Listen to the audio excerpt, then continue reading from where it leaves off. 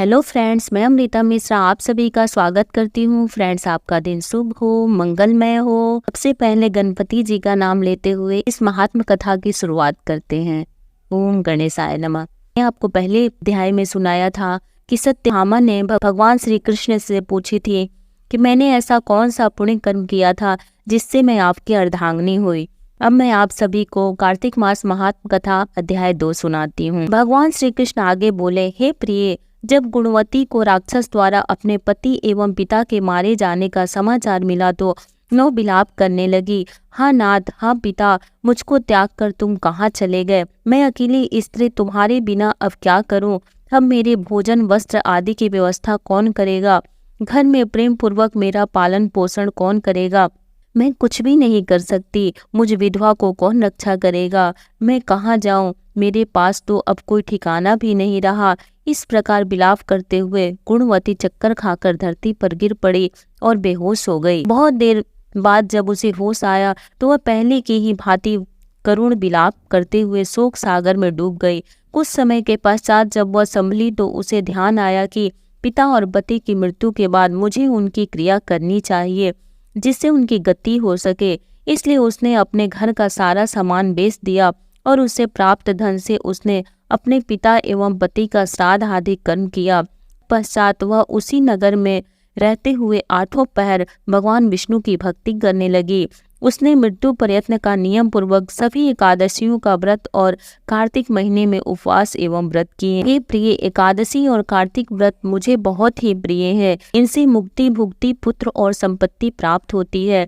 कार्तिक मास में जब तुला राशि पर सूर्य आता है तब ब्रह्म मुहूर्त में उठकर स्नान करने व व्रत व उपवास करने वाले मनुष्य मुझे बहुत प्रिय हैं, क्योंकि यदि उन्होंने पाप भी किए हो तो भी स्नान व व्रत के प्रभाव से उन्हें मोक्ष प्राप्त हो जाता है। कार्तिक में स्नान, जागरण, दीपदान तथा तुलसी के पौधे की रक्षा करने वाले मनुष्य साक्षात भगवान विष्णु के समान है। कार्तिक मास में मंदिर में झाड़ू लगाने वाले, स्वास्तिक बनाने वाले तथा भगवान विष्णु की पूजा करने वाले मनुष्य जन्म मरण के चक्कर से छुटकारा पा जाते हैं। यह सुनकर गुणवती भी प्रतिवर्ष श्रद्धा पूर्वक कार्तिक का व्रत व भगवान विष्णु की पूजा करने लगी। हे प्रिय, एक बार उसे ज्वर हो गया और वह बहुत कमजोर भी हो गई। फिर भी वह किसी प्रकार गंगा स्नान के लिए चली गई। गंगा तक तो वह पहुंच गई, परंतु शीत के कारण वह बुरी तरह से कांप रही थी। इस कारण वह शिथिल हो गई। तब मेरे भगवान विष्णु दूत उसे मेरे धाम में ले आए। तत्पश्चात ब्रह्मा आदि देवताओं की प्रार्थना पर जब मैंने कृष्ण का अवतार लिया तो मेरे गण भी मेरे साथ इस पृथ्वी पर आए, जो इस समय यादव हैं। तुम्हारे पिता पूर्व जन्म में देव शर्मा थे तो इस समय सत्राजित हैं। पूर्व जन्म में चंद्र शर्मा जो तुम्हारा पति था वह डाकू है, और हे देवी, तू ही वह गुणवती है। कार्तिक व्रत के प्रभाव के कारण तू ही मेरी अर्धांगिनी हुई है। पूर्व जन्म में तुमने मेरे मंदिर के द्वार पर तुलसी का पौधा लगाया था। इस समय वह तेरे महलों के आंगन में कल्प वृक्ष के रूप में विद्यमान है।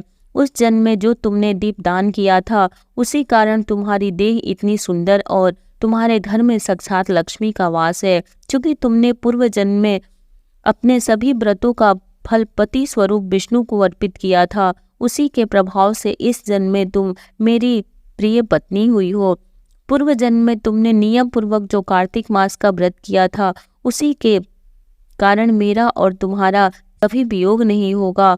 इस प्रकार कार्तिक मास में व्रत आदि करने वाले मनुष्य मुझे तुम्हारे समान प्रिय हैं। दूसरे जप, तप, यज्ञ, दान आदि करने से प्राप्त फल कार्तिक मास में किए गए व्रत के फल से बहुत थोड़ा होता है, अर्थात कार्तिक मास के व्रतों का 16वां भाग भी नहीं होता है। इस प्रकार सत्यभामा भगवान श्री कृष्ण के मुख से अपने पूर्व जन्म के पुण्य का प्रभाव सुनकर बहुत प्रसन्न हुई। दूसरा अध्याय समाप्त होता है। तीसरा अध्याय सुनने के लिए प्लीज हमारे चैनल पे बने रहिए। फ्रेंड्स, यदि आपको ये कार्तिक मास महात्म कथा पसंद आती है तो लाइक कर दीजिए, शेयर कर दीजिए, चैनल को सब्सक्राइब कर लीजिए, बेल नोटिफिकेशन को प्रेस कर दीजिए ताकि जब भी मैं कोई नई वीडियो अपलोड करूं उसकी नोटिफिकेशन सबसे पहले आपको मिले। जय श्री कृष्ण, जय श्री हरि, राधे राधे।